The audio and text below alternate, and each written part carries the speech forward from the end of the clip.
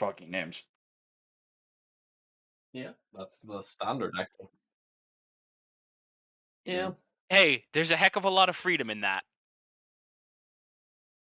There is.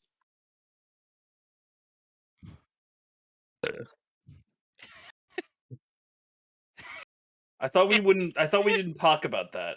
Oh, we will. No, hang on a sec. This podcast will talk about the glory of Sherman at every opportunity. Yeah. Yeah. I mean, listen, I don't know. Is it really excessive?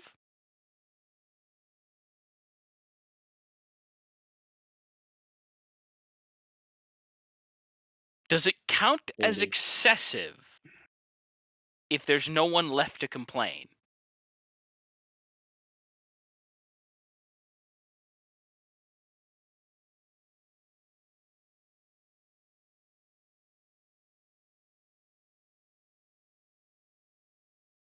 And at least it's not Sir Arthur Harris when it comes to leaving no survivors.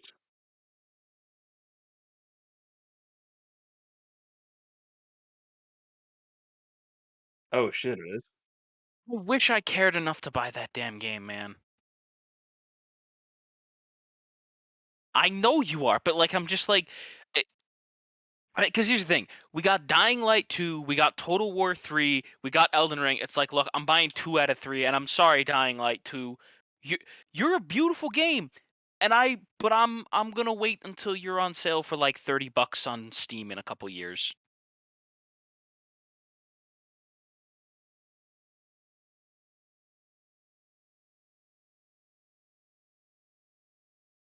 It was not a shit. Well, Techland.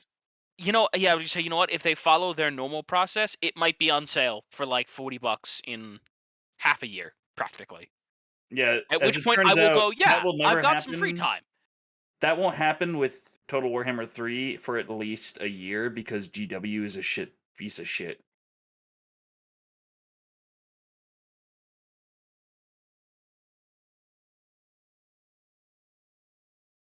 I bought it on Steam because I know that like I'm going to just play the fuck out of it.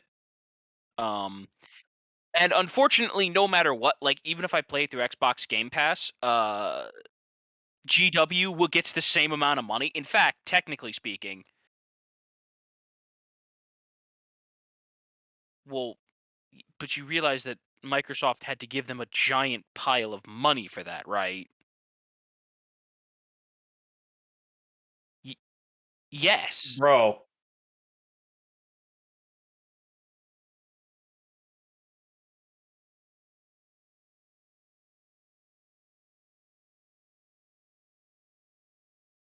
No, listen, it's absolutely a licensing deal. My point is, they've already gotten the money for it.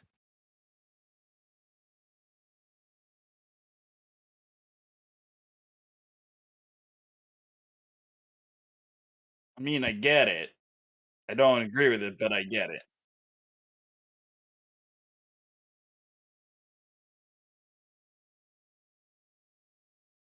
Oh my god. Yo, I'm sorry, Sneaky. Sneaky, beautiful news. Yeah. Your boy Dendy finally won a pro game. Dendy finally won a pro game? Andy won Holy a pro shit. game? Yeah, Goddamn. anyway. Hello, Let us Internet. all be happy for our special Special Ukrainian little boy. lad. Yeah, our special little boy. Hello, Internet. This is Fanfiction. Yo, I just had a terrifying thought.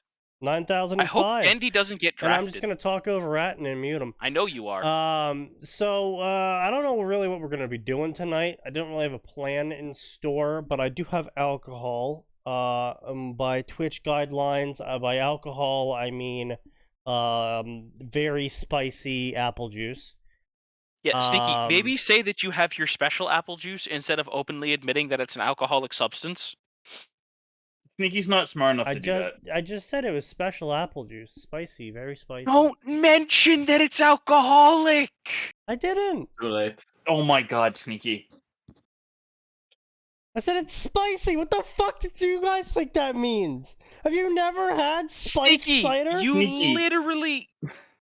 Yeah, You whatever. literally whatever. said you have alcohol, and it was like, oh, it's just actually spicy apple cider. The fucking Yes. Fuck off. Eat You're a an dick. idiot. You're You're an idiot. especially good at that. You're a fucking idiot. Fucking open your goddamn ears. Remove the dicks from them. So anyway, Pretty as I sure was this is saying, the 4th or 5th time you guys have had this fucking argument. oh yes, absolutely. And So anyway, as I I was can't win saying, because it's like talking to a wall. it's like he's got so many I fucking mean, dicks shoved up his sneaky. ears. It's like I'm talking to a wall. Up his Sneaky. I have several questions about how you think ears and the proportional sizes of dicks work. Clearly, that's his fetish, and he's fucking just trying to tell us something. I should hope not. That's a disturbing fetish. I mean, unless they're gorilla dicks, I guess, or something. What the fuck? Just can we move on? No. Anyway, so as I was What saying, garbage are we watching today? I have no idea. But what I was gonna say was the Dying Light 2 main character voice actor, Jonah, might have almost accidentally showed Dying Light while he was streaming. Wait, what did he do? So He because leaked it. because he's the voice actor for Dying Light 2's main character, they would send him preview builds because he was like, I like Dying Light. Hey, can I play like the preview builds? And they're like, sure, just don't accidentally stream them, because he's also a streamer. See. And so he was joking about, oh no, don't want to accidentally open that Dying Light, because he was going to go play some Dying Light 1. Yes. And then you just see on his stream Dying Light 2's logo pop up, and he's like, no. I mean, it wouldn't be that big. I very much doubt they would do anything, because they would go, oh, hey, you clearly made a mistake, you were having a joke, etc., right. etc. Yeah, he was all good fun, And but more it was importantly, still as a we moment of just confirmed- like, oh no. I did see an article today where the company said to people, like, listen, we understand you got your hands on it early. We're not mad. We just are going to ask you not to play it because you don't have any of the day one patches. So please just wait 2 days. Ooh. I saw someone already live streaming it on YouTube. And that's fine. Like, here's the thing, right? They didn't say they're gonna like go after anybody, but they're just like, hey, True. you'll have more fun if you just, wait. Interesting. Yes, Curious. the day one patch. We haven't quite finished the game yet. Please, for the love of God, give us a little bit more time. It's got an interesting flavoring to it. Cask. So what have you got for us? What have I got tonight? I don't know. I think I was just gonna click on something. There's fanfiction plays. Well, I don't even know any plays, so I'm not gonna bother with that one. You know Yeah, what? We no, haven't done a fuck. crossover Fuck that. section in a while. Let's do crossover. Okay, so before I actually put it up on the screen. What do you think is the most popular crossover that isn't Naruto Harry Potter. in anime? Why even want to know? High School Yeah, DxD. In the anime section. In anime, I'm gonna say High School DxD. Either no. Maybe DxD or Bleach, I Bleach? think. Yeah. Ruby. Mm-hmm. So it goes mean, Naruto, Interesting. Ruby. Calling Ruby an anime is generous at best. Yes. Now here's Okay, but it's still the other technically where it goes. the other small little discrepancy here is in position 1 is Naruto with 36,000 crossover stories. In Yeah. position 2 is Ruby with 9,000. There is a Hmm. minor discrepancy between first Yeah. and second. Damn, Inuyasha. There's in only third a and Bleach in fourth. slight Yeah, and minor then somehow statistical difference. Inuyasha is in 3rd place with only No, like I 10 understand that. stories less than Ruby. And it's like, what? Okay, here's the question: does the Inuyasha section also contain the It's sequel? rabid stuff? fangirls. No, but I'm saying, Yes. does it contain the sequel? There was a sequel? Yeah, it's about Inuyasha's daughter. I beg When your the fuck was pardon. that made? What? This is relatively recent. Oh well. Oh Yeah, Explains it. yeah, I that haven't explain it. Yeah, read I haven't. Inuyasha in Yeah. fucking years. hold on. So Yashahime, Princess Half Demon. Alright, so I'm gonna make everyone but Arn in this chat instantly age at least 5 years. Wolf's Mhm. Rain. What I was heard it? that. Wolf's Oh. Rain. I couldn't hear you cut out. What was that? Wolf's Rain. I have no idea what that Oh. is. Okay, so it's not. Really?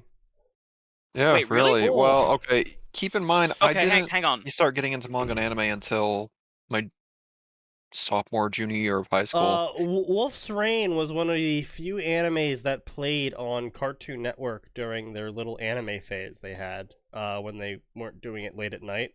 Oh, when adults. Oh, before the Adult Swim days, that like Yes. Or before yeah. Toonami. a 4 o'clock to 6 o'clock block. Yeah, during Toonami, they played Yeah. Wolf's Rain. I Okay. remember I hearing never about it. I saw it. never watched it. Hey. Never heard of it, I never watched saw it like twice, and I didn't understand it because I was also like 8. Yeah. Well, none of us Yeah. were going to be understanding Wolf's Rain at 8. Boruto Okay. is a separate section from Naruto. Yes, that's been the way. It's been that Yeah. way for quite some time, my man. Yeah. I like that. Hey, real Because it quick. keeps the So bloat out. Yes. Go ahead. Yashahime came out. The manga first.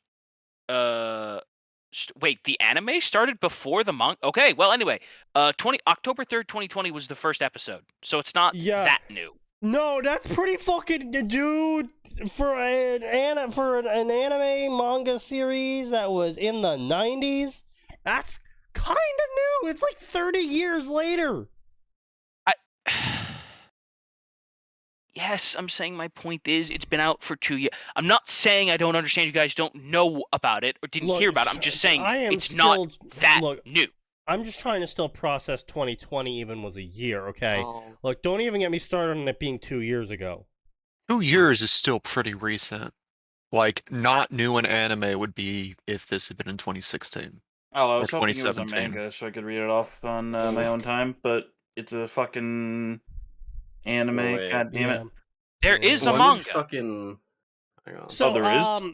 Yes. Bleach then pulls up behind Inuyasha, followed by, of course, Fairy Tail, to not really any surprise. The manga appears to have started this year. And then DxD is shockingly high on the... How is that No, in any no, way here's the thing, shocking? it's not shockingly high because Yeah. we know it's just a bunch of thirsty fucks. Right, Like, but I'm not sure why you would do crossovers with it, though. So your favorite... because Sneaky, then they can can fuck have the other their, favorite. then they can be thirsty with more than one series at a time. You know what? That's actually a fair point. That is literally the entire reasoning. Hold on. I'm gonna find High School DxD normally. There are more High School DxD crossovers than High School DxD stories. Imagine my shock. That's Wow. depressing. Listen, I'm just glad that Gundam isn't anywhere on here. So hey, we need a Gundam story. Nah, there's none. No, There's very few. I couldn't be fucked to find one. Because then I have to There are just so have to sit few. there It's the and best listen defense. to Max and Atin get offended over some fucking weeb-ass shit. I just don't fucking feel Oh, don't sit there on your Don't- high horse. I don't listen to you fucking- bull bitch about all kinds of inane horse shit, and you know it. Yeah, but I'm not a fucking weeb. I'm not even gonna touch that with What? the 10 I'm pole. gonna Are let you- you believe that. I'm not even What? gonna touch that. I'm sorry. How much anime have I This watched in the past 6 self-delusion years? on... How much anime have I watched in the past 6 years? Sneaky, I don't you just moved fucking on to know. reading anime fan fiction. That's You're fair. still in that sphere, Yeah. just not the way you Like, expected. honestly, boys, I'm gonna be real. Yeah. Reading fan fiction is probably worse than watching anime all day. Actually, no. To be honest, I've actually moved on to reading Royal Road original stuff, and I mean, yeah, but that's more recent. Yeah, You that's said more last more 6 recent. years. I mean, it's Every the day. past. Well, yeah, but like at the same time though, is I really stopped reading Naruto fanfics. Like seriously, I don't think it was the last time I've actually gone into the Naruto section and been like, I want to read a Naruto story. At least since like 2016. I think that was the last time I actually sent someone a recommendation on a Naruto story because I just read it. Well, you sent a recommendation unprompted, yeah, probably. unprompted. I think I'm No, literally only following. honestly, between 2016 and now, more Worm fanfic, more Bloodborne, which wouldn't really call a weeb game. I mean, I don't know. It's got enough blood and saws and sharp edges to be featured at Hot Topic, so I don't know. okay, hang on. Hot That's not a Topic's an American qualification. That's company. a weird That's a comparison. I'm gonna very be weird. real with That's a you. very weird qualification for weeb things. Is it found in Hot Topic?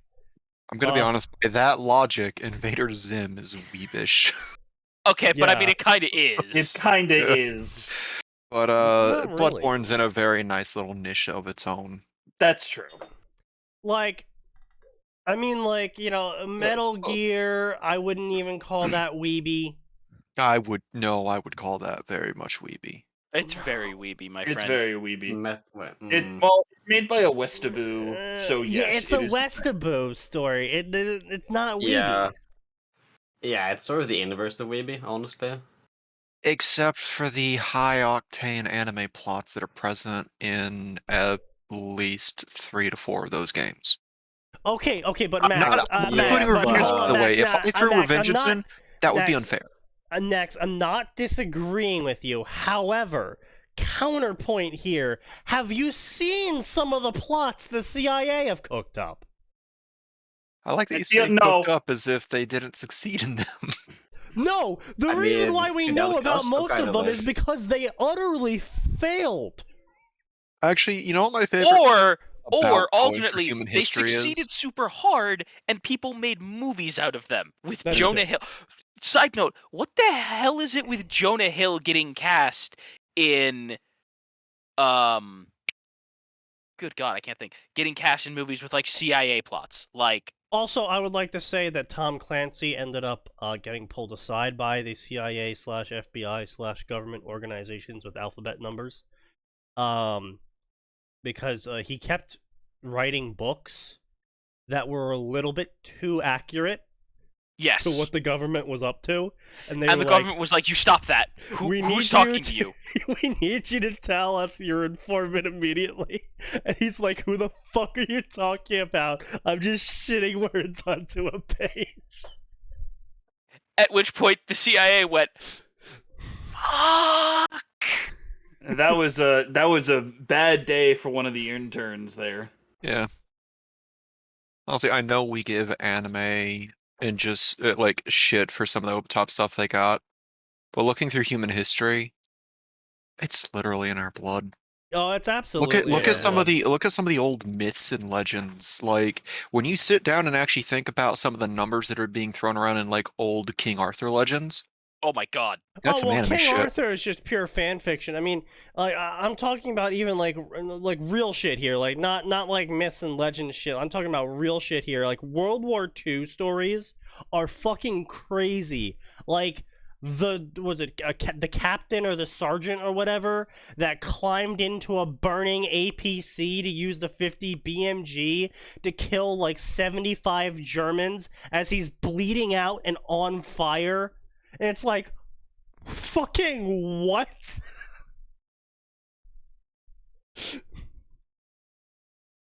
Or the 3 Americans that managed to take this fortification of the Germans in the middle of the night with only their base equipment, and this fortification had delayed the advance of the entire front by like a week. And it's just like, what? Or just Operation Overlord in general. That Operation Overlord was just so over the top excessive. Human history is full of all kinds of horse shit like that, where it's like this is a fucking campfire tale. This isn't real. This can't be real. And then there's the records. But yeah.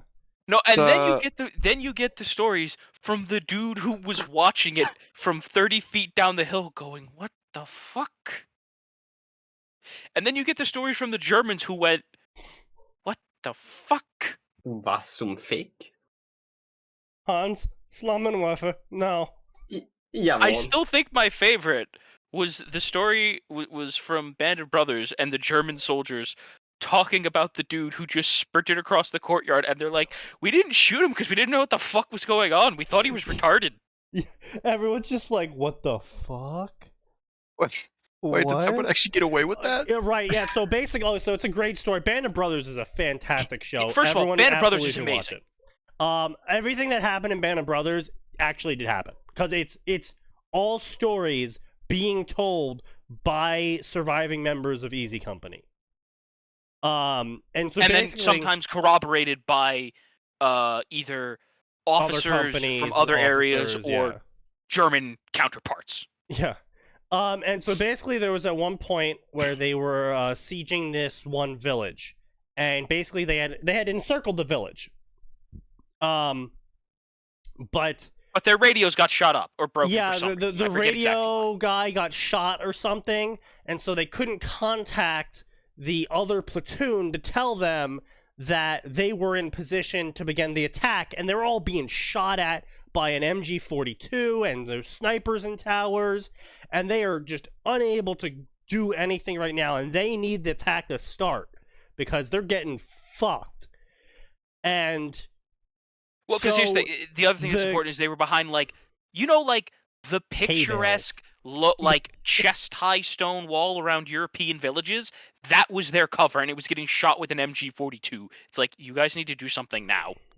And so the captain of one of the squads was like, okay, well, we got to get them in contact. I'll get them in contact. Proceeds to vault over the cover and full throttle book it through the village. And all of the German soldiers are just like, what the fuck?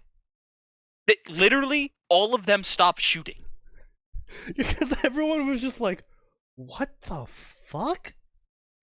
And But so so, Max, he runs what all am the I way to looking the other at? side of the village, tells the platoon to start the attack, and everyone's like, okay, sensibly from that point on, the attack starts, and then he finally meets up with his original platoon again, right? No, what he does is he runs back! And all the Germans are still like, what the fuck? And then they start shooting at him. But bear in mind, that doesn't start until, as far as everybody else was able to tell, 3/4 of the way back to cover. And the second time they're through all the 10 village. seconds behind him, and then he just casually jumps back over the wall and talks to his commander. He's like, okay, they're gonna start the attack in a They're minute. gonna start the attack. It's like, what? It's like, And when his did this commander happen? started Sorry? doing you know how sometimes you'll hit your friend when they're being stupid and you can't believe they were that fucking stupid? Except he's the captain, and you don't want to be hitting him because he'll. I know, but everybody was like, you could see him start and then stop. Yeah, it was that was thing. something. And if it is to be believed, so a French soldier who was deployed in Afghanistan, during the recent occupation. By recent, I mean the post-2001 occupation. We need to specify there have been about 40. Yeah. Yeah. Apparently, this French squad was, this guy's squad specifically, was patrolling through a village when they took fire. And the entire point of the story is he's like, you want the Americans on your side. You just really want the Americans on your side. Because what happens is he contacts the nearest base, which was the American base. And he's like, we're in this village, we're this squad, French, we're pinned down, we need help. And so the American base sends back, we're on our way. And they're like, What the fuck does that mean? What do you mean you're on the way? Like, don't you need our location? Don't you need like all this other information? Do we have any standing orders? Nope. American base. We're on our way. And they don't hear from them for like 3 minutes, and they're kind of just like, what do we do? We're still being shot at. Like, do we advance or something? And then they hear the revving of engines as a Humvee plows straight through a fucking wall, and all the Americans hop out and just start running down the street, firing their guns. And they're just like, what? I'm gonna be honest. That would be one of the most terrifying things to hear from an American military unit. Just like, don't worry, we're on the way, and no other information is asked for. That's actually kind of horrifying when you think about it.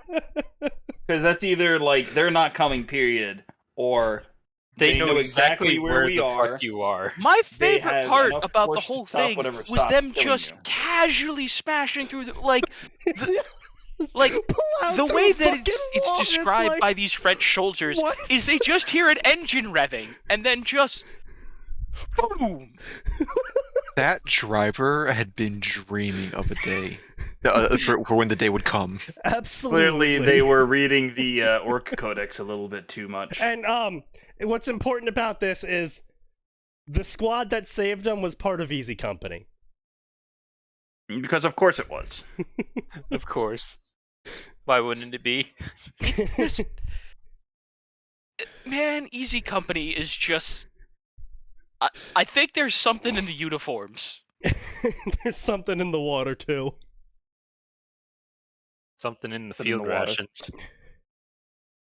No, like But- here's the thing. I'm convinced that like ghosts are real, and the ghosts of Easy Company are just quietly whispering to all of the future Easy Company. The drums of the do it, ancestors do it, shine do it. upon us. Like My someone gets the ancestors are stupid idea, and then just all the ghosts of Easy Company do it. Do it, do it, do it, Do do it. it. Do it, do it, do it, do it, do it, do it, do it, do it, Do it, do it, do it. But no, it's actually great because American military doctrine is just so fucking just wild. It's wild shit compared to every other country's military doctrine. Like if our Yeah. officers go down, our standing orders are to fire and advance. Yeah. Other countries do hunker and wait for further orders. So this is actually very important early on in the Afghan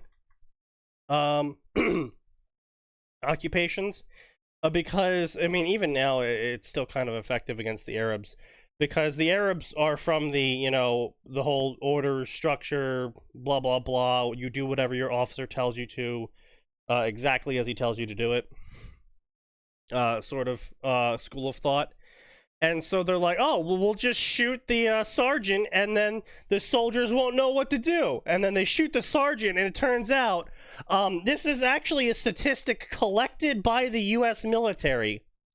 There is an increase in 240% collateral damage when the officer goes down from the American side. I think I understand why that standing order is the way it is now. Interesting. It's like, listen, you can take out the highest guy you want.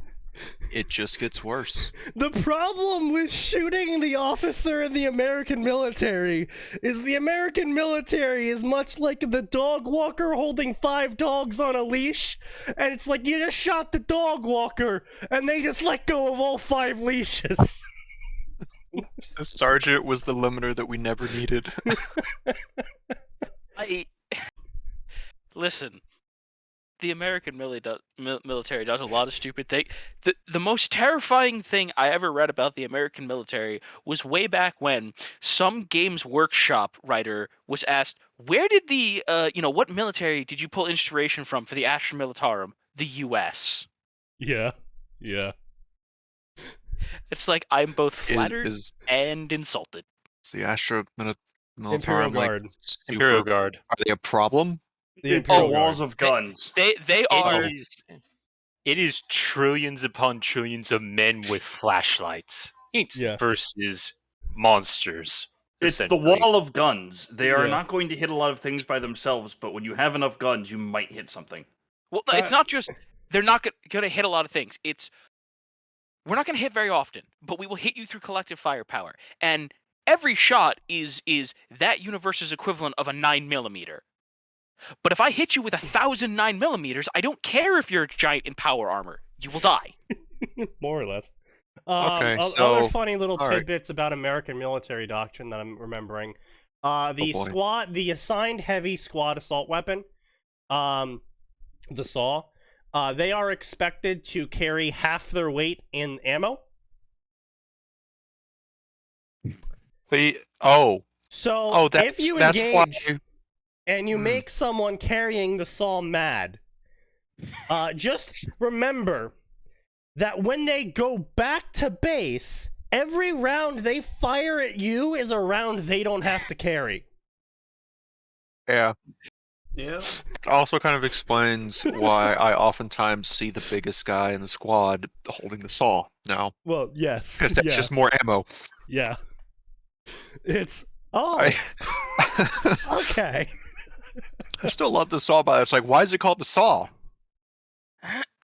Well, we squad tested it with a automatic tree. weapon. Yeah, and it kind of does Yeah. cut through things. Yeah. Well, there's also the point that the saw needs to be so simple that if everyone else in the unit is dead, anyone else can operate it. That too, yeah. Other fun little bits about the current, previous saws. We actually have moved to a more modular weapons format in modern day revisions of the squad automatic weapon. But previously, when it was the M249, I believe it was, Yeah. they actually also had to carry around 3 to 5 extra barrels because Yep. because of how many bullets the gun would shoot. That is Yeah. not Have to surprising just to me in the replace slightest. Barrel. Yeah, it was the same thing for German machine gun squads back in World War II because of the fucking MG42. The You could swap a MG42 is barrel on that fucking thing in terrifying. 10 seconds. Like, just pop it out. Pretty fucking funny, honestly. I still can't get over the fact that you remove the officer from the situation and the collateral damage increases. I mean, just shy of 2.5. Because, I mean, Sneaky. it makes sense if you think about it, because the officer's the one going, oh man, this is going to cost, like, it's going to be annoying. I have to fill out requisition forms to get this stuff resupplied. And meanwhile, Yeah. the grunt's just like, lol, little thing go boom! yeah. But, like, I mean, it does make sense. You have actions and you have consequences. Yeah, The or Arabs killing the learned the officer is action. fucking around, angering the grunts is finding out. Yeah. Pretty much. Oh god, that story. I think we read this story before. High School DxD, Son of Sparta? I'm pretty No, sure we definitely read that. 100% We definitely read read that. that. Wait, sounds wait. super familiar. No, hang on. It's only got one chapter, though. Uploaded an hour ago. Wait, what? I beg your pardon. No. Yeah. No, Open it, I guess. Fairy Tale Demon Hunter. Oh god. Oh, all Oh, of these are so Lord. cringe. Oh my lord. Ugh. The Blade Wolf of Destruction. Oh, Jesus. This dude started writing in the wrestling section. Oh, Yeah. okay, that's a jump. Self-insert. It's That's also a one of shame. his only completed stories. Yeah, that's unfortunate. For There's everyone. there's a complete sequel too. Yeah, Wow. he's actually got a part 3 up there as well. That he's Oh, still God. Jesus, writing. Amazing. Man. Blade Wolf of Destruction starts in 1997 before the SummerSlam, rated M because of the Attitude Era. That's a bunch of fucking words that I don't know. Yeah, I don't want to know them either, to be honest with you. Elder Scrolls. Then he follows that up with the Elder Scrolls, a Dragonborn times Alduin story. Oh god. Oh. For what purpose? Legend of Ragol. Ragol is an ideal hero one would expect in a story. So what happens when he has to deal with dragons returning? A goddess that seeks to destroy it yet comes to mean so much to him? A civil war? And elves wanting him dead? A whole mess happens, that's what. Male Dragonborn times Femme Alduin. For what purpose? But why? But Effectively why? the same sentence, but yes. I have to know. Do we really have to know? A little bit. So this is 20 chapters, 66,000 words. I mean, he last updated the story in December 21. So, it's not dead. It's got 188 favorites and 70 reviews. Hmm. Uh,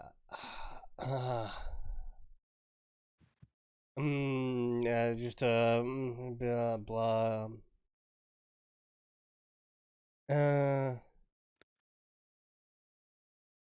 What the fuck? Nothing really interesting in the reviews.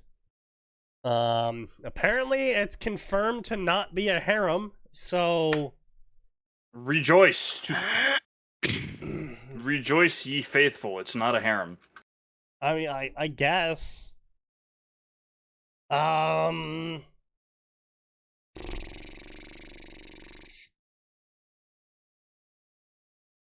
Yeah. I mean, so as far as I can tell, it's not a rewrite. So let's click on this one. Oh, yep, it is a V2, boys and girls. Oh no. I request the sweet release of death. High School Don't get DxD, Legend of the Son of Sparta. 2,000 years ago, a demon named Sparta turned against his demon brethren and took up his sword for the sake of mankind and defeated the demon king. Now, 2,000 years later, his son... Gonna fucking eat a gun. Drake Redclaw must live with the full life consequences of his father's legacy. I really While hope what you just struggling- said wasn't true, and it's not actually saying full life consequences. No, Thank you. not. He must struggle to live up to his father's legacy while creating a legend of his own. A legend with his own name.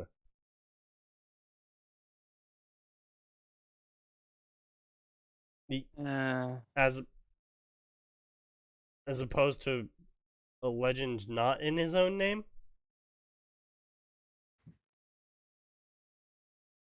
Not really sure how that works, but okay.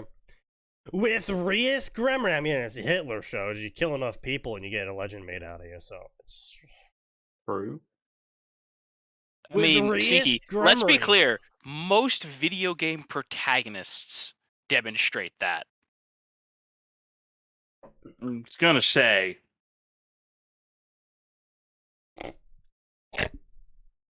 Hitler Bimu. The fuck did you say? No, what the fuck? No, did we you literally just- couldn't hear you. I said Hitler Bimu. Ah, yes, I see. Death to you and all that you know. With Rius Gremmery at his side. All I'm saying is the protagonist, every Fallout protagonist, is very close to Hitler with the amount of murder they commit. After all, in Fallout 1, you do commit genocide. That's true.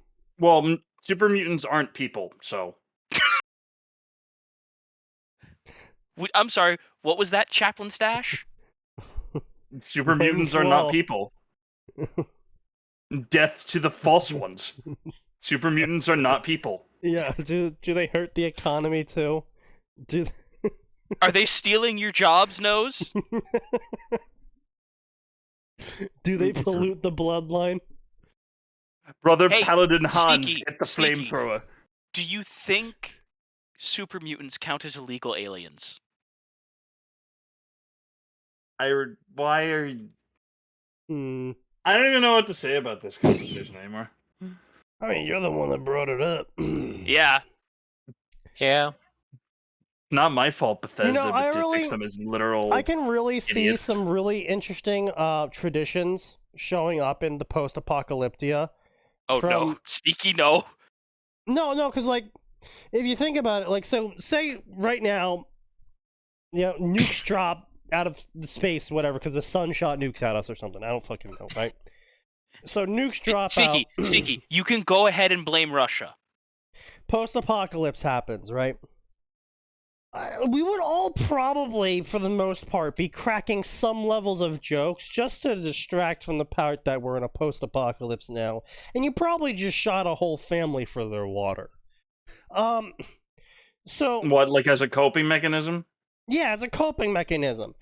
But if you become, it's a monkeys and typewriters situation, I guess you could call it, where it's enough people are doing these coping mechanisms where they're saying like funny one-liners, or they have meme-like responses to something, and eventually you're going to get someone in a position of power who does that coping mechanism, and other people not really understanding whether this is like children of the post-apocalypse, or it's like say maybe it's even like an ongoing in-joke between you and friends, and you're kind of still doing that, like even 10 years into the post-apocalypse, even though all your friends are dead now, you're kind of just still doing it because it's like Every just time, stupid shit. Like every time you throw a grenade, you shout yeet.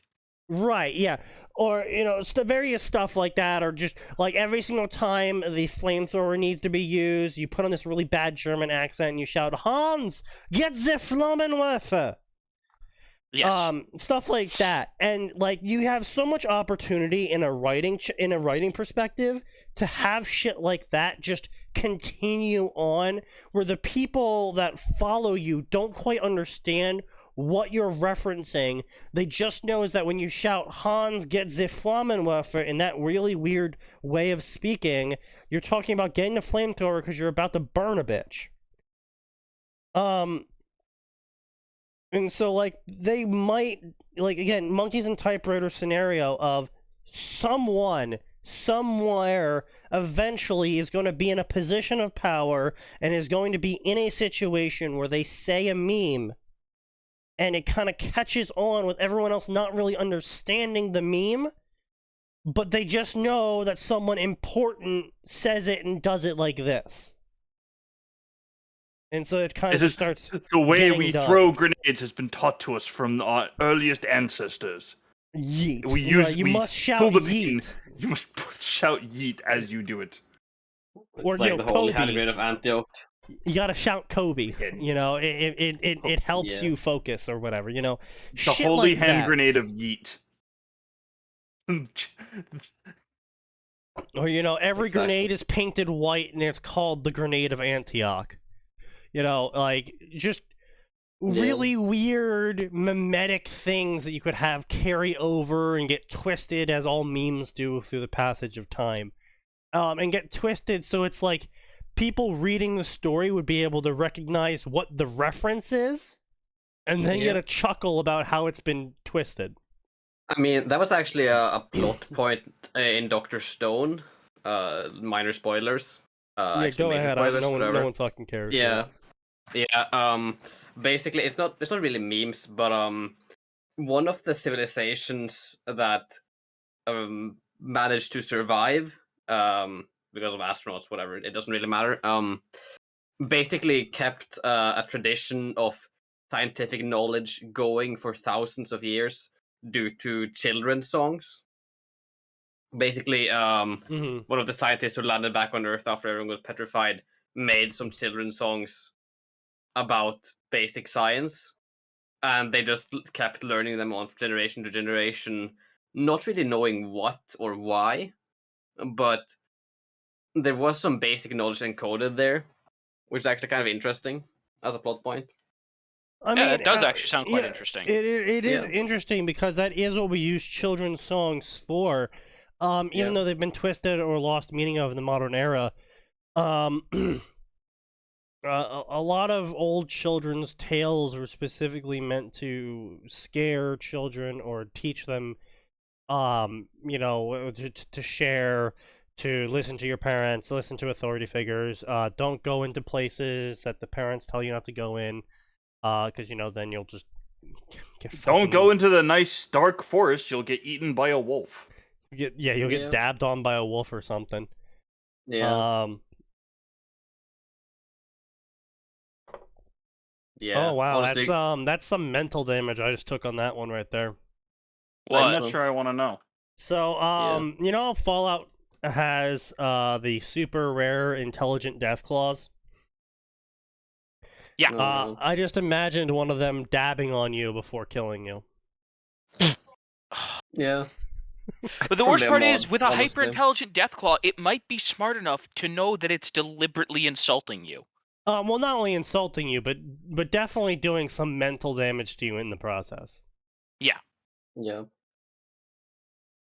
So, so this is, OC times Rias times Rainere times Akeno, probably times more girls.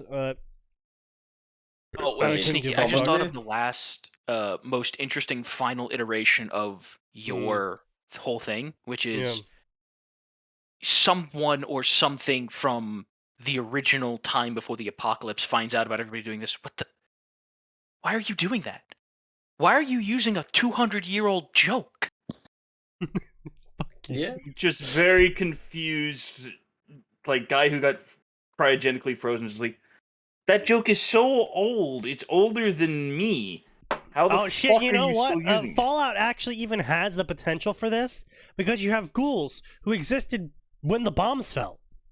Yeah, that was my Yeah. first thought, was what if a ghoul ran Right. into a joke like that? Right, and not only that, there would definitely be at least a few ghouls who would go out of their way to fuck with people, being like, this is how, pre-bombs, this is how everyone dance, gotta hop on one foot and do the dab and shit. I mean, I'm 100% sure Sneaky, that's how swatting started. I can see Ghoul Sneaky starting Helix as a joke. Absolutely. If we enter the post-apocalypse, I am starting a religion. Based. The worst thing about it is, because I know that you would be doing it as a joke, I know, there wouldn't even be the practical reason of, if I make a cult, I can get people to bring me food and supplies while I stay safe. Oh, that's And they'll absolutely no. I fanatically would die for absolutely me. be on the front lines. No, 100%. I'd be on the front lines. Like, come on, are I you know really you would. thinking? Well, you think Sneaky's gonna pass up a good opportunity to die without No, having to I do don't. anything That's about what I'm it? saying. It wouldn't even be anarchy, right? An anthropologist looking back would be absolutely baffled by your decision making. By the religion, like, Right. where the fuck did Yeah. this religion come from? Well, not just that, because they'd look at it and they'd be like, we have incredibly reliable witness reports that, unlike most cult founders at the time, this guy didn't sit in the compound safe while a bunch of people died to bring him supplies and he lived the high life. No, he was out at the front. He clearly believed in this religion. We just have no idea where the hell this religion came from. He clearly had So we're gonna put this extreme down as faith in another his Frank religion. Yeah. Wait, no, but they find some trove of historical records. As far as we can tell, there was no religion like this before the apocalypse, and it was a joke, and this individual would have definitely known that. Fuck you, Church of Adam. Make way for the Church of Helix. This is why Pray we to can't have nice bombs. things, ladies and gentlemen. This Bitch, is we're gonna exactly pray to a why we can't have spiral. nice things. You know what? I'll even recruit mathematicians, and I'll even work math into the religious aspects of it all. Oh, I'm sure you could just start Just talking so we about can how keep- Helix's shell represents the golden, what is it, Yeah, the golden ratio? Fibonacci spiral. Yeah, the Fibonacci spiral, which is all life is derived from. Dude, I've put a lot of thought into this religion. Okay. Sneaky eventually creates the concept of the spin. Sneaky has Oh my god. Wait a minute, are you saying that Literally Sneaky will lead creates humanity to spiral spin power? energy. Yeah. 30 years down the line, you guys are gonna open up the news, and on the front page, it's gonna be, my name invents spiral energy. Humanity's energy crisis solved. Nobel Prize awarded. I would. Oh god, I don't know what I I would would do be with that, calling yo. up so many organizations, telling them how bad of an idea it is to trust you with anything. Don't let him have the keys to the city. Don't let him have a weapon. Don't let him have just put him in a lock him in a room. Lock him in a room. Already too Sneaky late. grows ever Lock him in stronger. a room with a Dota game. The spin. No, cannot that be will stopped. trigger him. Exactly the point. No, we don't want that because then he might escape with spiral energy. Exactly. I'll just spiral energy my way into another universe. Duh. Oh lord. Exactly. Now he's And not he the ceases to be problem. our problem. It's perfect. You know what? That's true. That's true. I mean, Somehow I until- would Okay, manage to find a thank way you. to get to her. Thank Like a you, Brain, trans-dimensional for that army. amazing mental image of us building a giant fucking device around the Earth, around the equator of the Earth, and just that's how we actually invent, space travel. Instead of trying to build ships to move places, we actually just move the whole fucking planet by spinning really fast. So orcs.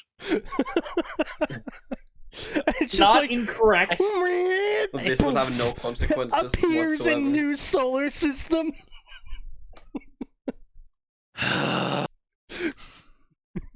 Congratulations. You've doomed us all. We just need to make sure that everyone is below ground before we do it. Otherwise, Right, everyone yeah, is obviously, going to yeah. die. Well, yeah, I mean, Because if they they got looked into slug the off. sky, yeah, they'd be fried by the spiral energy. Well, see, here's the aurora thing, borealis my Well, not effect. concern right. They would just be- get flung off into the atmosphere. My concern would be how accurately, right? Because Earth Yeah, is so hilariously precisely positioned to Yeah. give rise to life. Like, even a 1 or 2 degree difference in the tilt, the spin, or the location of Earth could make life either untenable or hideously painful here on Earth, respectively. right. No, completely understandable. Which is why we use the harnessed quantum mechanics to superimpose the original image of Earth back onto Earth after we're done spinning. We're going by orc logic. It does not need a lot of logic behind it. And we'll It just harvest needs this. to. We'll harvest this power of quantum mechanics from the bees. The bees. Right, Max? Please. Don't remind me that bees are quantum And that- entangling. Gonna have to borrow some from those fucking plants too, the bastards. Bastards. Yeah, to anyone not Fucking- aware, plants use quantum mechanics. Yeah, the Yeah, they do. photosynthesis is complete and utter horse shit, and we finally figured out why. The secret is quantum mechanics. Actually, though. Yes, like, Yes. But it literally. is. Ironically. plants. Ironically, plants have more chlorophyll in them than the leaf should physically be able to contain.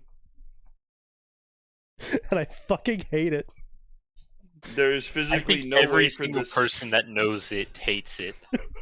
There is no way this leaf should have this much chlorophyll. Plants! It does not care for it's a leaf.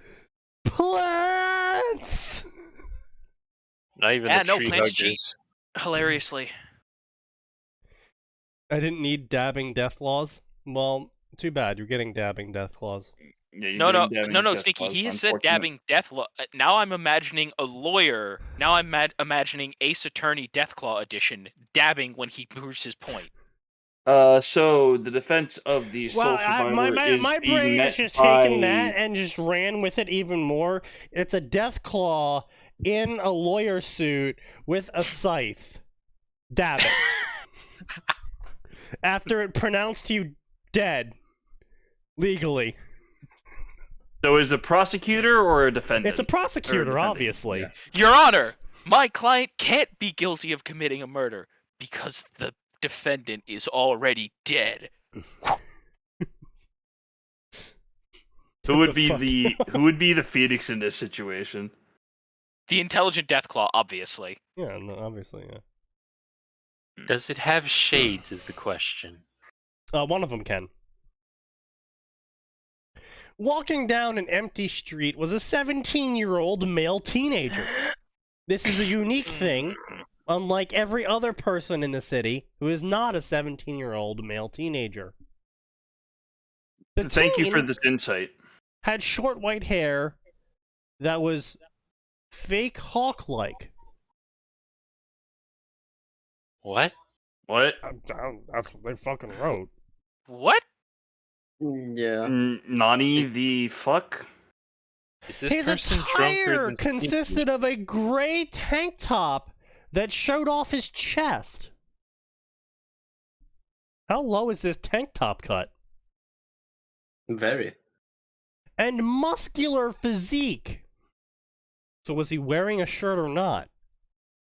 Long, tan jeans. Tan jeans, really? But they're long tan jeans? Like, jeans are already covering your entire leg, so are they... I can only assume these, like, bell-bottom jeans or something? Do they, like, go past his, like, ankles? Do they, like, see, like... does he, like, Bottom walk jeans on making them? that fucking. I don't even want to fucking. He's got say it. black fingerless gloves and military-style boots. I hate that. I know. I actually hate it even more because Because you used to wear them. I have black fingerless gloves that are actually really good for biking. They're biking gloves. They have extra padding on the hands. Yeah, no, they're- those are they're- actually very good They're for great biking. for biking. They're black leather. And then I have military boots because I worked for a company that liked to pretend it was part of the military. And so we got boots that the military uses. And they were really good. I've used them for 8 years. I finally had to throw them out because the heel part of it got so fucking destroyed that I just couldn't wear them anymore without causing blisters. But they worked for 8 fucking years, so they were good boots. They were good boots. So yeah, I'm just they're grandpa jeans. Of course, they go up to his armpits. Of course. Thank you, Jen. It makes sense. called now. Listen, suspenders. you're correct. I just wish you weren't. But I hate that people have ruined both of those articles of clothing because they're nice articles of clothing. They have useful utility applications and they look cool. But they have useful utility applications. And now I have to sit here and be the guy who has this clothing and has to use it because it has useful utility applications. And yet, I can't stop thinking about how fucking edgy it is now because of these goddamn kids. Yeah, I know that feeling. I Fucking feel like kids we were these also days. at one point probably those same kids, Sneaky.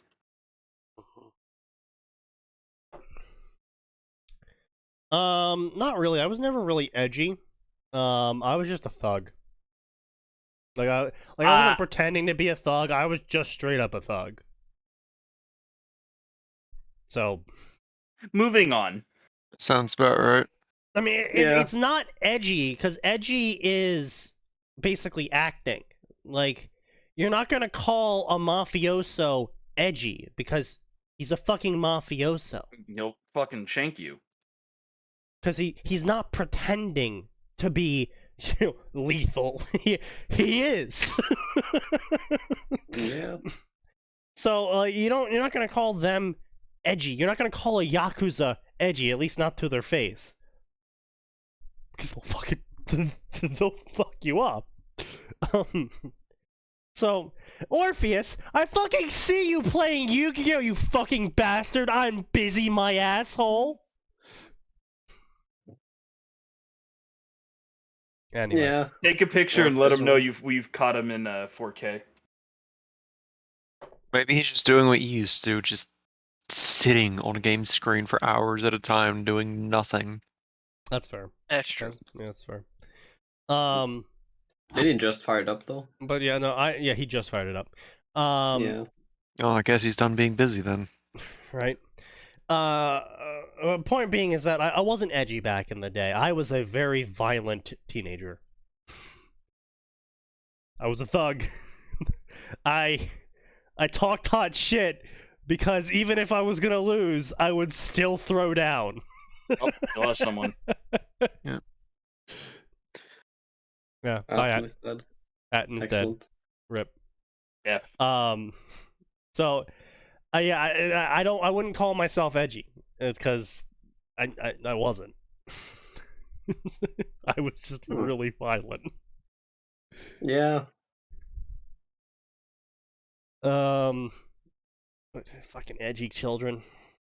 Damn kids these days. Damn Zoomers. Don't know Boy. how good they have it. Yeah. I'm not gonna comment. He also wore a long crimson coat with zippers on the sleeves and a buckle around the waist. A gust of wind picked up that made the coat billow, showing off his guns in Japan. Oh, it's the fucking Trigun guy. I forget his name. No, it's Dante, you not. absolute fucking micro brain cell. Oh, I didn't hear about the DMC part. I was like barely You paying attention to that. singular amoeba. I mean, no sir. Also, Vash only carries a gun, Yeah. not two. Oh, right. So, You know, I'm actually quite happy that I've never actually had to deal with a Vash fanboy. yeah, Trigun exist. fans, in my experience, are just very chill. Yeah. It's I mean, like, wait, do they even exist anymore? Yeah, no, I'm one. They- I was a big fan of Vash. I like Trigun. Yeah. Very excellently orchestrated series. Alright, Trigun's Sneaky. fantastic. Here's a question. What archaeologist dug you up? I believe it was my mother. Understandable. Have a birthday. Yeah. This is Drake Redgrave, a half-demon who slays demons. Alright, so, this is a minor problem when it comes to crossing over DXD and, DMC. Is, DMC actually has demons and devils. It's already a thing. They've outlined both. They are specific categories. Where demons are supposed to be like these intelligent, powerful creatures, and the devils are supposed to be less intelligent, less powerful. And in obviously DXD, the devils are the intelligent, powerful creatures. And I don't, as far as I'm aware, in terms of the canon concerning demons, I don't remember anything. But demon and devil are quite specific things. You know, that goes all the way back to D&D, Dungeons and Dragons. The very massive difference between demons and devils, and generally most fantasy stories either stick to Christian inspiration, which, you know, D&D also did, or they go with D&D inspiration, so it's sort of like a telephone game on that part.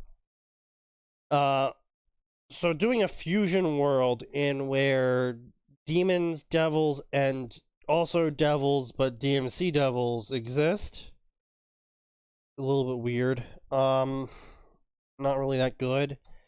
not really much of a point in doing it either. You know, portals are a thing in DMC, and a portal that takes you into an alternate reality in where demons don't exist and devils are the smart creatures of the underworld, and the underworld is also not a ethereal plane but an actual physical place. That's totally in line with DMC logic. So you don't really need to force a fusion world to get a character or a power set from DMC into a story like DXD. You can just say your portal happened and they got sucked in there and bada bing bada boom. Turns out you don't need to do a lot of legwork to get that shit to work, but Yeah. people still do it.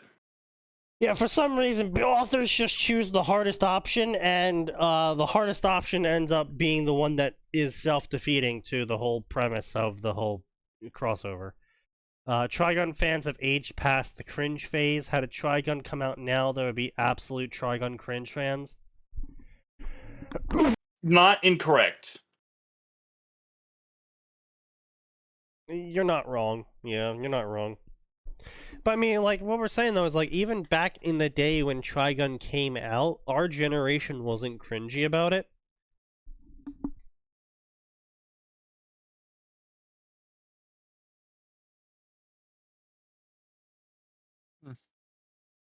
I mean, that's sort of debatable, but at the same time, No, yeah, like I said, people are pretty chill. It's like, yo, this is really cool. That was about it. I think a major part of that is that Trigun overall was a very chill series, and Vash as a character was also extremely chill as a character. And so typically the people that got drawn to him were people that weren't prone to being over the top, overly dramatic, you know, sorts of people. So that really, the game of statistics here of, you know, smaller and smaller population of people that have the possibility of being cringy and a Trigun fan at the same time. So, yeah, cringe hash shit, blah blah blah. Yeah, okay, so basically, Drake Redgrave is just Dante. He's wearing Dante's clothes. He has Dante's guns. He has Dante's powers, and he eats all of Dante's favorite foods. so pizza. Pizza and strawberry sundaes. Yeah, that's because he's supposed to be Dante's kid or some shit, isn't he? No, he's Sparta's kid. Oh, he's Sparta's kid. He They- is, so basically the author fused DXD and DMC. And then he had the DMC plot happen as per normal, except he's using the justification of it being a fusion world to have Dante never be born, and instead it's Drake, his OC self-insert. Okay, well, Drake probably is nowhere near as good as Dante is as a character, so Of I course not, no. have Of course not. no interest in seeing how this continues. More or less, Let's see how badly the author fucks it up. Answer is yes. Thanks to the anime not being mainstream enough to have an influx of those types of people, I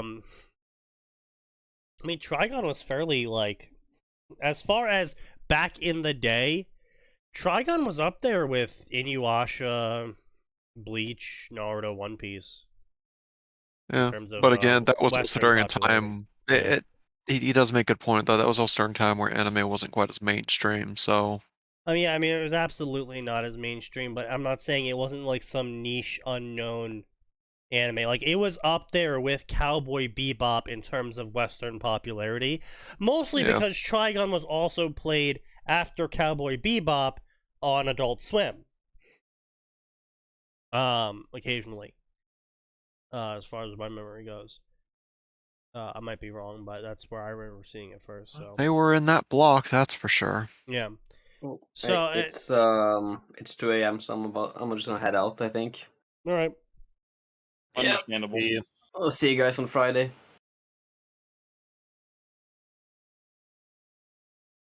What he doesn't know is that we're nuking Norway on Wednesday. Unfortunate for him. Good for us. Indeed. All of that oil will soon be ours. What are we gonna do with it? I thought we were just nuking it on principle. What'll it be? Strawberry Sundae. This is a bar, kid. No place for someone like you. Really, I'm just trying to sweeten the air here. It smells like shit and blood, and that's fine with me. Of Oh course he's making no. puns. Oh, he's all.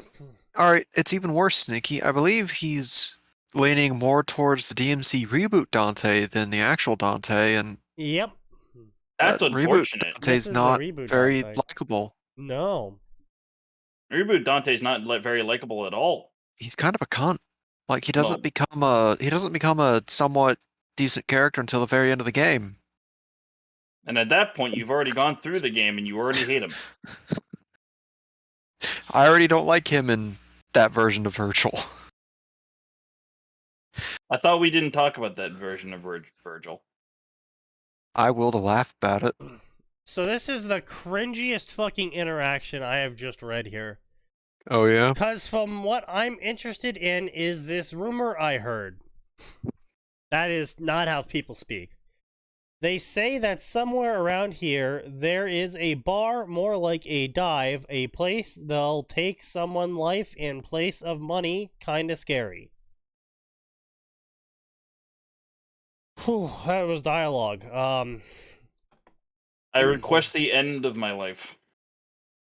Drake stated looking over his shoulder when one of the players snickered. Sorry, forgive me, pal, said the player.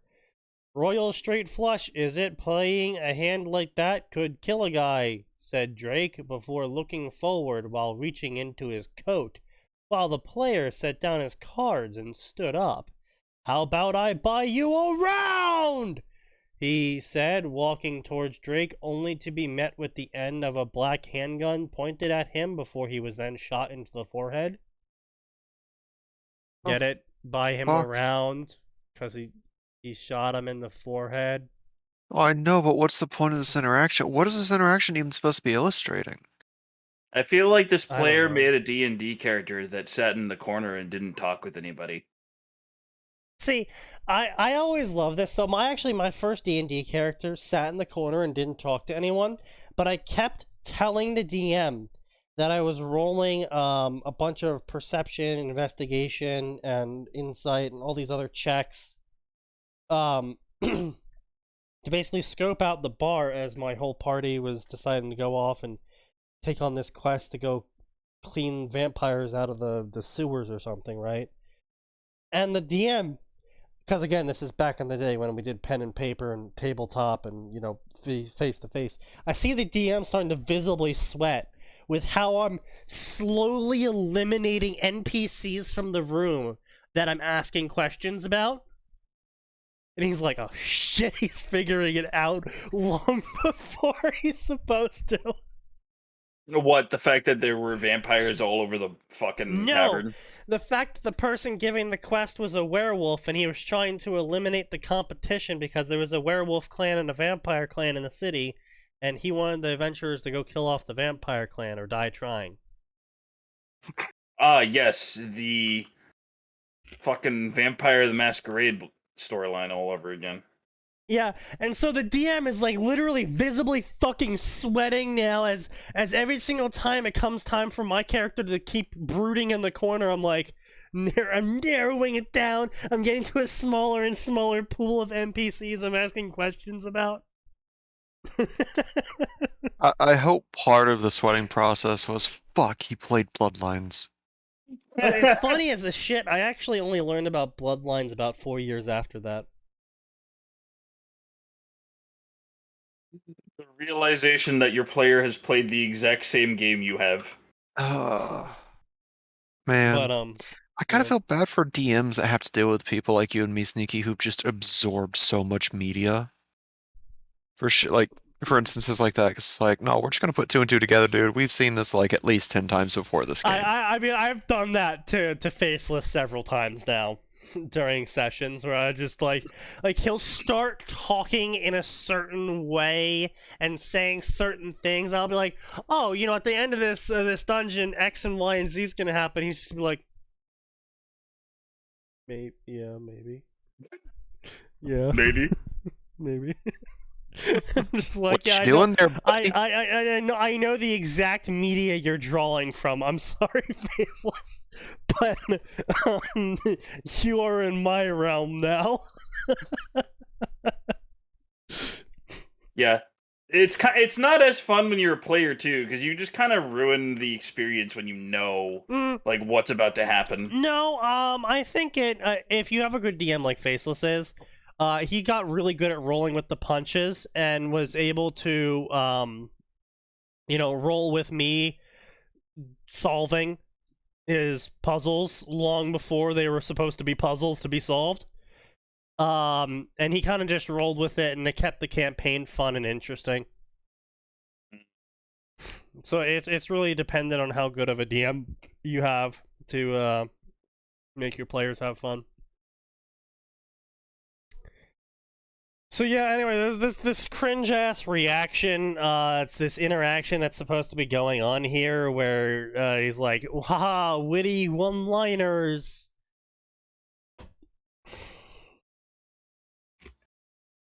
It's just, I don't know.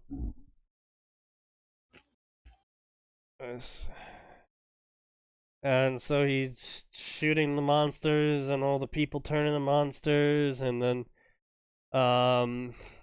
he holds out his hand, and a sword blasts through the skylight in epic slow-mo, and then he catches it, and he spins it around, and then he stabs them. Does his theme song play while he does this? Yeah, his rock and roll theme song, nice heavy guitar solo. It's like how Virgil has Bury the Light playing wherever he's around. I am the storm that is approaching. He has to physically turn it off whenever he needs to talk to someone. No, he just crouches down and the music goes silent because he's stealthing. He does not stealth. Virgil does not stealth. Virgil's pretty fucking stealthy, my dude. Yes. He has a fucking Yamato, so I don't know. Yeah, I mean when you can cut reality, I mean. Not incorrect. I hate that, but So you he are goes not through this whole epic quick time event and kills all the monsters with Rebellion. And then he holsters all of his weapons, and he walks up to the door, and then he pauses, and he draws his sword, and he stabs the door, and the bartender's body falls through a window. Because that makes sense. Or he stabs a door, and then someone falls out of a window.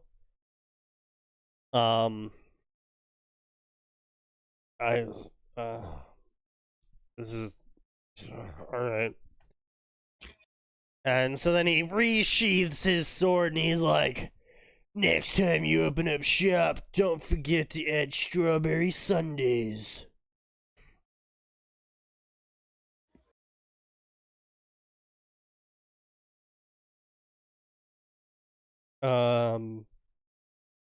He just killed him, didn't he? Yeah, and then the bartender's body starts flopping around, and then another monster bursts from the bartender's body and leaps at him.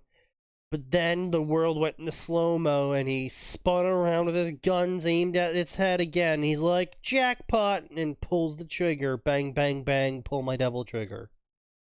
I have crunk. You just cringe. I'm gonna keep drinking. Please do.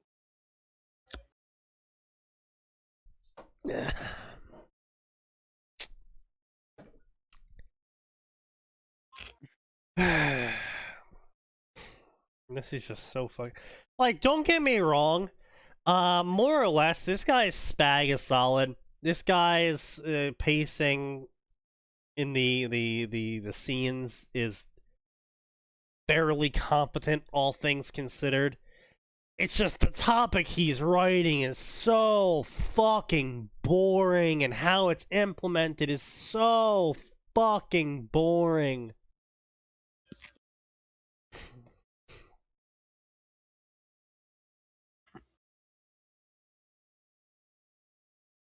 Um.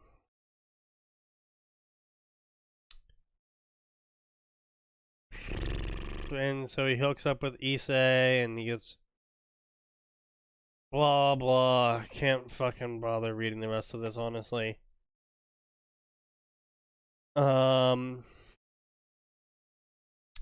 Yep. So I think all things considered, this is probably better than version 1. As I remember version 1 being incredibly painful to read. This one was just boring, which I'll take boring over painful, but I'll also take not doing either over doing one of them. So there is that. Yeah, that's fair. Then this guy has other stories which doesn't give me a lot of faith. He also is rewriting Fairy Tail's Demon Hunter, which was another story we had covered at one point. Drake Redgrave, the son of Sparta, is now a member of Fairy Tail Dragon Guild for 5 years. He has a hot girlfriend who is widely known for demon hunting jobs and is starting to look into start a business for demon hunting. Yeah, with being looking to start a business in demon hunting. You're part of a guild. You can't do that.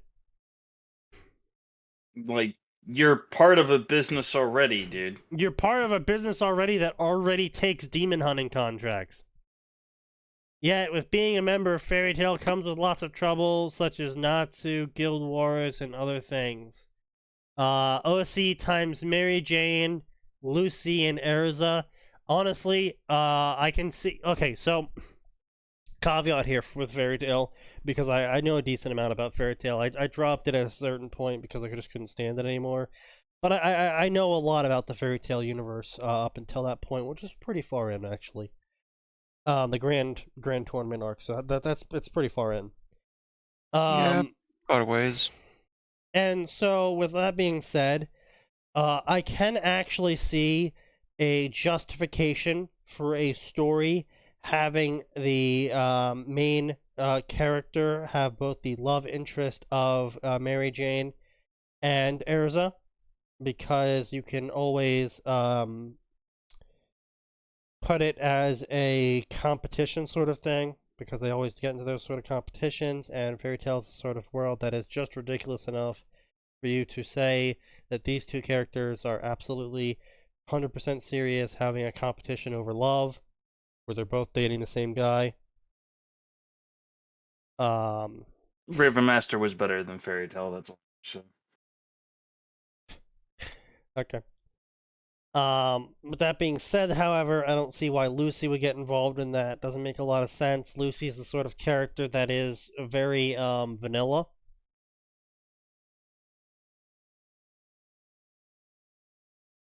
Very vanilla. Extremely vanilla, one would say. If she was any more vanilla, I would be saying white girls fuck dogs. She's that vanilla. So, also it looks like he's rewriting Descendant of Revan Clone Wars. So that's another one he's rewriting. Yeah, it actually looks like he's rewriting a fair number. Actually, yeah, it looks like he rewrote all of his stories. Yeah, published 2021. So it looks like he actually went back and V2'd his entire story list. So, respect the game. Respect the game. Respect the player. Now, is his stories good with the V2? Well, if the one we just read was any indication, they're gonna have good spag. The pacing might be alright. I wouldn't exactly trust any original character coming out of this author, as he's still kind of in his Gary Stu phase. I mean, not so much Gary Stu phase, more, what I'm looking for, an original hack. Yeah, let's go with that.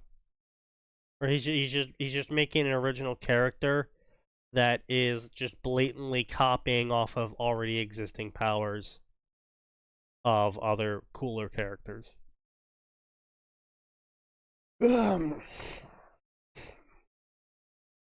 So there is that. What else should we do tonight, boys and girls? Let's do games crossover section. Oh, wow. To no one's surprise, Pokemon occupies the #1 slot for the games crossover section, Yes. followed by Kingdom Hearts, Sonic the Hedgehog, Mass Effect, and Halo. I'm honestly surprised Sonic the Hedgehog is lower on that list. It's lower than Kingdom Hearts by 4 stories.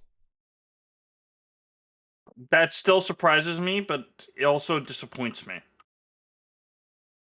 And you know why. So don't fucking... You want a hedgehog dick? No. That's the opposite of what I want. I do not want anything to do with what you just fucking said. Please silence.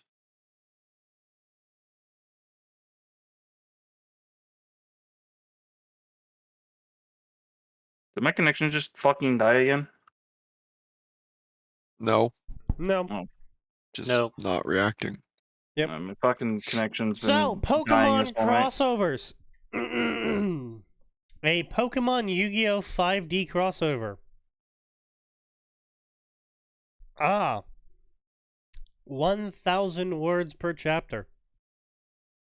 One I crave review. the sweet release of death. 2 favorites. A new adventure! Arceus, and you call yourself a Pokemon fan? Arceus could only stares inherit. Holy shit. Fucking Christ. Arceus could only stares inherit as Dialga and Palkia showed him what would happen to Chosen while he is in Galar region. Arceus turned to someone who could help them. Crimson Dagon agreed, and now Team 5DS with Carly are de-aged and sent to Pokemon World to help Ash catch him and keep him from fate no one would wish on enemy. What? Having to deal with Yu-Gi-Oh! 5D? I think it was 5D the race car one? The Yes, race track? 5Ds was the race car. That was card games on motorcycles. That was actually an interesting time. It was something. It was something. It was out of the norm. Have either of you ever watched the dub? Yes. I've seen have bits seen and the dub. pieces of the dub. It's a 4Kids dub. That's Yeah, all you it's need horrible. to know. Yeah, so I and my 2 college roommates sat down one day to try and watch it because we were like, well, how bad can it really be? It's About bad. that. It's very bad. So It's in the 4 first kids bad. episode, there was a big, fat bully that stomps up to our down-in-the-luck main character and tries to intimidate him to give up his cards or some shit, right? Yep. And the voice that comes out of his mouth is fucking Mickey Mouse. Yeah, that's Yep. 4Kids.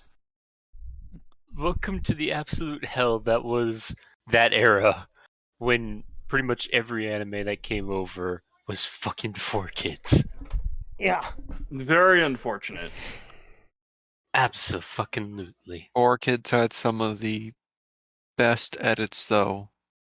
Like One Piece. We can't have guns, so we're going to be pointing our fingers at you menacingly. No, Pam, man, listen. Pam. One Piece had one of the best edits. Oh where at no, one I remember point it was like a gun and it turned into like a hammer mechanism. No, it was a shoe. A kid was taken hostage at gunpoint, and they replaced it with a shoe. Yeah. It's just like, yeah, this is real. Real threatening, guys. Also, all the guns in One Piece were replaced with water guns. Yeah. Which, I mean, Which, if you think about ironically it, enough, that would actually make more sense for that world. yeah, Because fruit users are a thing. yeah, Oh. yeah. Not incorrect. 4Kids dubs were so. Why was Mennonite Spanish? You shut up about. I don't.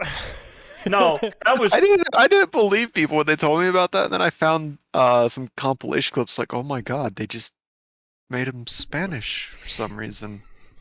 Ole. It was kind of cool as a kid. Hola, Gonna mi be real. amigo. Oh, Hola.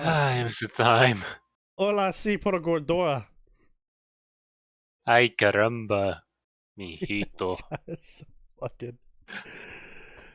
Oh god. Anyway, Pokemon Mystery Dungeon Silver Eyes. Is this a Ruby one? Yes, it's a Ruby story. Damn Of course it is. Why wouldn't it be? 6 years after the temporal crisis, 2 lost souls arrive in the world of Pokemon. Ruby Rolls and Blake Bladuna have lost their memories and bodies. So what's the fucking point then? Okay. Now they must adapt to their Pokemon bodies as they try to recover their memories and a way home. However, they're soon dragged into a battle against a dark force which could end everything. Okay.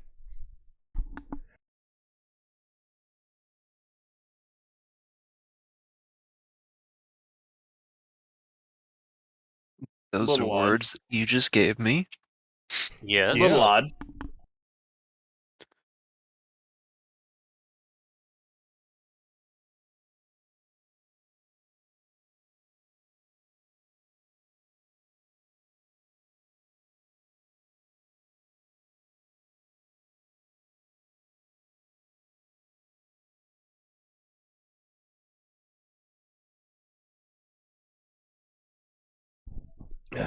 Yep.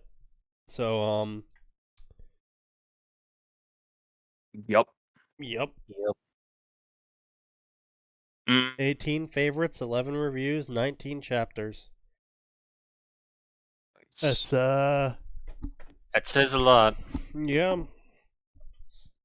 Team Says Rocket and the something. Pan Am Connection by Twilight Sparkle. Oh boy. Oh What? boy. What? On December 21st, 1988, Pan Am Flight 103 crashed into Lockerbie, Scotland, killing all 259 people on board and 11 people on the ground.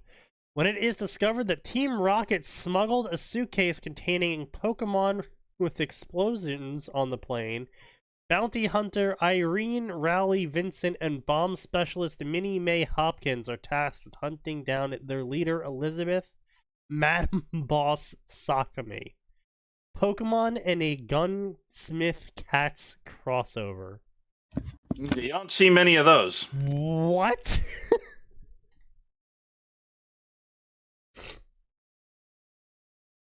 Yeah, you don't see many Gunsmith Cats crossovers. What the fuck even? Wow. That's old. Oh, that's old. Oh, that's old.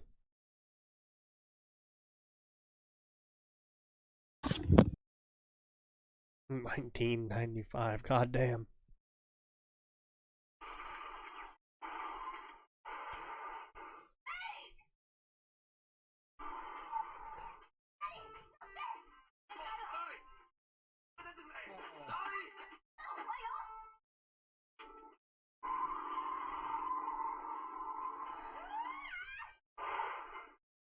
God, the animation was so smooth back then. Well, you know why that is, right? Yeah, it was frame by frame. Yeah, they would like draw it frame by frame. Now it's all digital.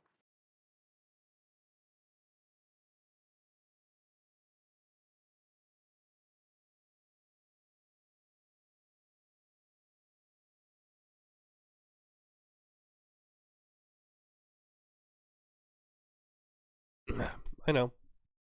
Still. I did not see that coming. And then we have a Pokemon Super Sentai crossover. Shugo Sentai Shinri Kaiger.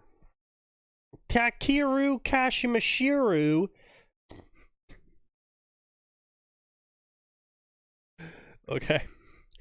Is the son of renowned Pokemon master Satoshi Kashimakiru, and his team and his companions have been taking on a journey to Kalos. However, a great evil has decided to terrorize the world, and it's up to Takeru and his friends to take on the mantle of the Shugo Sentai Shirokaiger to save the world from evil once again. Pokemon Super Sentai Cross. This is going to be an anime AU, where Ash dates Serana. Okay, yes, but why? You're correct, but why indeed? For what purpose have you brought this shame upon our families? Hisui Arc. Anyone care to take a guess what I'm about to fucking read? Probably something with John, Yeah. and it's gonna make me cringe. Yeah. Of course it is.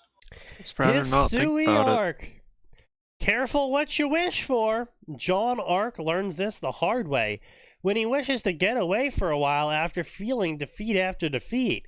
Now stuck in the new Hisui region, John finds himself with a new purpose and this new land as he travels throughout Hisui with his loyal Pokemon by his side, taking on whatever the Pokemon world has to throw at him. Literally, it's just Pokemon Arceus with John as the main character, so literally nothing changes. Amazing. Yeah. I should buy Pokemon Arceus. It's apparently very good. It's okay, so I'm gonna tell you what I told Atin when it comes to Pokemon Arceus. There's a lot of problems with it. That being said, it's a new Pokemon game. It's not a remake. It's not a fucking Like it's a brand new like it's a game new in the take. series. Yeah, it's a new take on the Pokemon style. It's not like previous games at all. It's gonna be more like Breath of the Wild, but again, I don't know why they didn't have the people from Breath of the Wild help them on this one, but whatever. Probably The because the world- people from Breath of the Wild are working on like Xenoblade 3 or whatever. Whatever. Point is, the world feels a little dead. There's a lot of dead space between crafting materials and Pokemon. You're going to have Pokemon hotspot zones where there's going to be lots of Pokemon in certain specific areas, and then basically no Pokemon for large swaths of areas as well. Take it for what you will. There is no RNG. As far as you walking through grass and then a Pokemon pops out, that doesn't happen. All of the Pokemon are already on the map. Yes, they'll spawn and despawn as you move around and interact with the world. Some Pokemon will run from you, some Pokemon will fight you, and some Pokemon will ignore you. You have various ways of interacting with the world, like throwing a stone to stun the Pokemon so it doesn't hit yours Pokemon while the two Pokemon are fighting each other. Perfectly viable tactic. Throwing a berry to distract the Pokemon so you can then take it by surprise, throwing a Pokeball at it and giving it less of a chance to fight back against the Pokeball's capture mechanics. Perfectly valid. Now, how often you use these strategies? Barely. There's going to be boss fights in this game. When you die, it's going to be a little bit like Bloodborne, Dark Souls, etc. You are going to lose some stuff. You cannot, however, retrieve said stuff. Once you lose said stuff, it is lost. However, you can get it back by someone else who's also playing that game and is in that same region as you. They'll get a side mission to retrieve your bag, and if they retrieve your bag, the more stuff lost in the bag, the more points they get for retrieving it, and you get all your stuff back. You can That's then an interesting way of doing it. Yeah, well, the encouragement for why they do this is because they want to punish you for just fucking around with the Pokemon, because Pokemon are supposed to be dangerous, so they want to punish you for it. So instead, when you black out, you'll drop some stuff as the security forces will rush up and quickly pull you away, implying that, you know, some stuff falls out in the struggle/rush. Yeah. And the encouragement then comes for why you should go find other people's bags and return them, is you'll sometimes be rewarded with a copy of an item from the bag that dropped. You'll be rewarded points depending on how valuable the bag was. And finally, you can transfer these points into evolution items. So you'll get around an average early game at least. You'll get an average of around, 50 to 70 points per bag you find. And for 1,000 points, you can get a, evolution stone. And for about 1,500 points, you can get a held item evolution. So this is especially important because certain Pokemon still only evolve if you trade them, like Abra, Kadabra, Alakazam. But you can buy the Link Cable held item, which allows said Pokemon to evolve. They got rid of EVs. It is now called grit/effort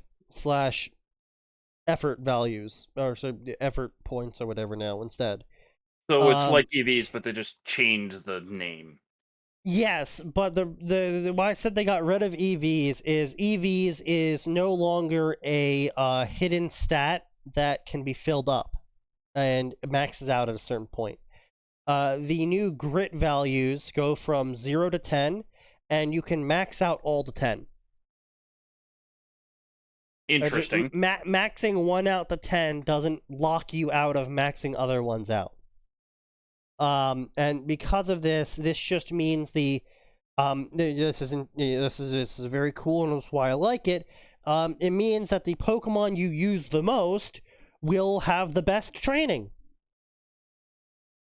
So the more you use a Pokemon, the stronger it gets, and you still have the starter problem where all of your Pokemon are overleveled except for your starter. No. Now, this is another thing, is they did keep Universal XP share. Of course. Take that for what you will. Bad. Yeah, it's not great, but again, this is supposed to be while it is a more intense game, it is also simultaneously a more casual game of Pokemon. You're not going around challenging gyms trying to be the number one. You are literally going around and Monster Hunter style, you're capturing and fighting Pokemon to complete the Pokedex entries on them. I say fighting Pokemon because to get a 100% perfect score on the Pokedex entry for a Pokemon is you have to see it use its signature moves, you have to defeat it using the moves it's weak against, and you have to capture both the sexes of them to get pictures for both sexes. You have to do a whole bunch of stuff. The whole 9 yards. Yeah. Now again, this is a completionist versus a casualist style they added in. So there is completing the entry, and then there is perfecting the entry. Perfecting the entry is where you do every single task for a Pokemon entry. Completing the entry is where you do about 1/3 of them. And that will give you the completed entry, which, as far as the game is concerned, is all that really matters. Perfecting an entry will increase the chances of you getting a shiny Pokemon of that exact Pokemon in the wild. I see. So, you have your completionist and your casualist routes. The movement options they've added into the game, the flying, the running, the swimming, they aren't bad. I like them to an extent. They're okay. Now, the big part is obviously the story. Pokemon's never had that great of a story beyond small child beeps up villain syndicate and saves the world from total annihilation somehow. You'll get a very mixed reaction when it comes to the story of Pokemon Legends Arceus, because some people don't know how to take a joke. And I personally interpret the Pokemon lore and the Pokemon story in Arceus as a joke. It's supposed to be a meme because it's very much a meme. Literally, the two native clans on the island are called the Diamond Clan and the Pearl Clan. So basically, if you want serious, like, oh, this is the lore of how Pokemon came to be, it's just like, no. Why are you here for that? Yeah, no serious lore here. You are literally an isekai protagonist. You are quite literally isekai'd from our world into the Pokemon world. God literally talks to you through your phone. Everyone just casually looks at your phone, telling you to do things like go here and catch all Pokemon and other various things. And they just go, oh, is that the device that tells you what you need to do? And they just move on and they don't comment on it. I've heard some people call it very childish and boring.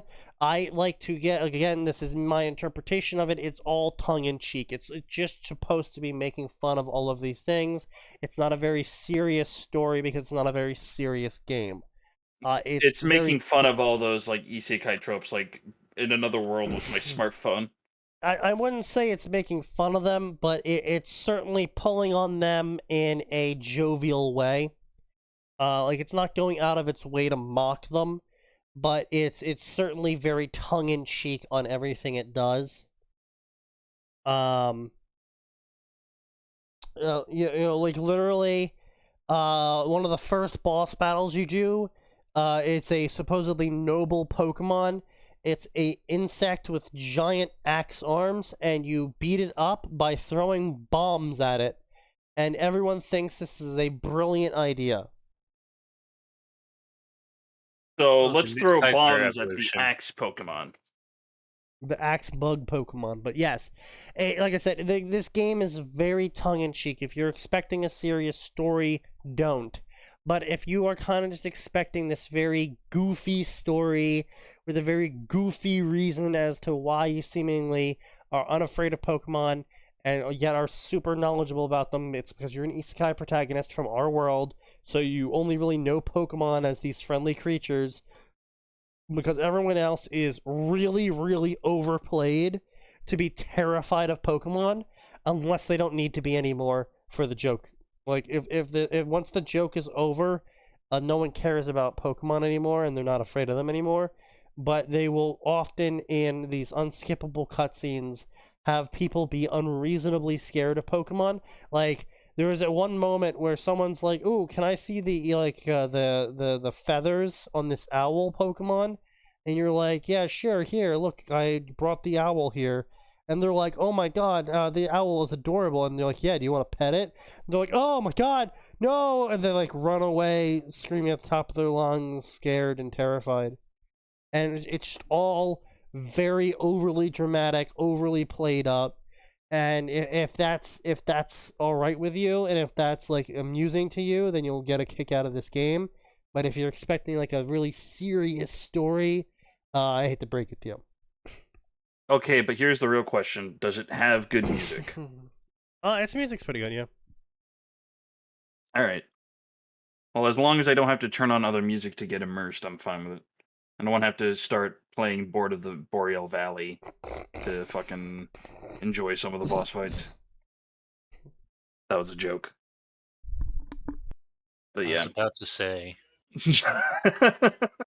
I'm not that kind of person, alright? That was a joke. Please don't lynch me. I don't know. I like the OST from Monster Hunter for the giant seaman dragon. I'm sorry, the what? You heard what I said. I kind of wish I didn't hear what you said. Gonna be honest.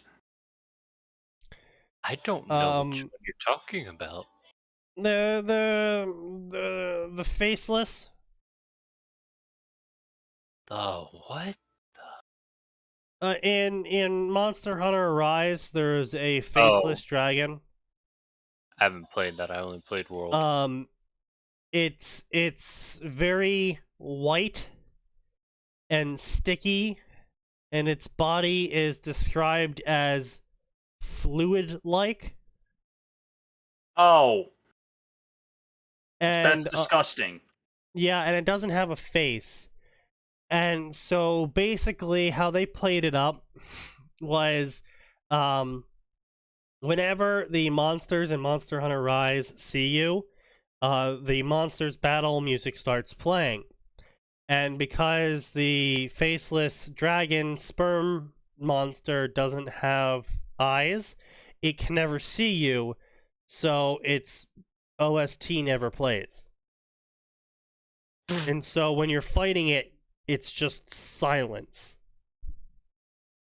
Deepest lore. And yeah, the Kezu, yeah.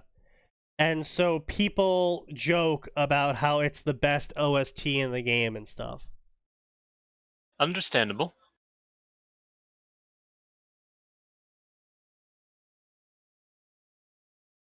Yeah.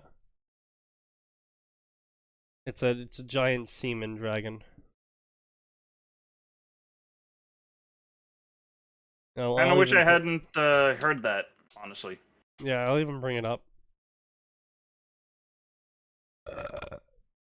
See?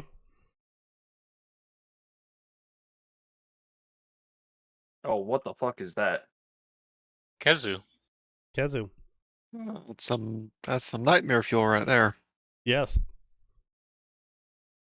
It's even worse in Monster Hunter Rise, because it's I don't know where this picture's taken from, but in the game itself, from the wiki. In the game itself, it's got these like white droplets all over its body, and like you can see the folds and the veins. Ugh. It is very disturbing. Going without that imagery. Yeah. I can't imagine why it would be disturbing. Why? It is a mystery. The Zenith Kezu. It squirts white fluid and swallows you whole. Uh-huh. I crave the sweet release of death. The Kezu is willing to oblige you. I'm sure it is. I'm not sure I want to die that way. It's the problem. Yeah. So now you need to figure out, do you want to die by Kezu or do you want to live? What the fuck do I say about this?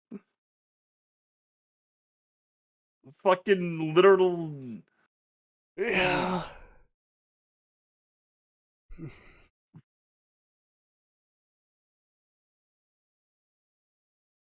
Like, seriously, I just don't know. Just... Good job, Capcom.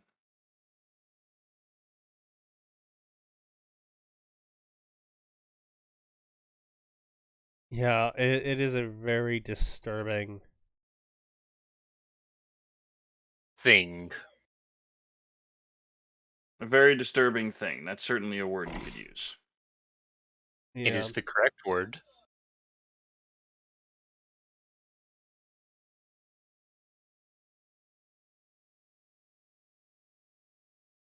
Cool. Well, are we Anyway. done for the night? Yeah, I think we're gonna call it here for the night. Oh, goody. Unless you guys want to find a quick fic to flip through, but all these are just so fucking cringe. Pokemon One Piece, Pokemon Madoka Magica, a Railu times Fennekin story. Like, bro, what? Genesect in Space, Defender of Galaxies, a Pokemon Mario crossover. Like, what? Why would a Legacy, kid a say- Pokemon. Yeah, I don't know, man. A Pokemon Harry Potter crossover. Where Harry is Ash Ketchum, I think, or something. I see. Yeah. I'm confused, and I'm not sure I want to know more. It's just 3 years ago, Pokemon found babies and raised them, and it was Yugi and Yu-Gi-Oh. What? What? You what, mate? I just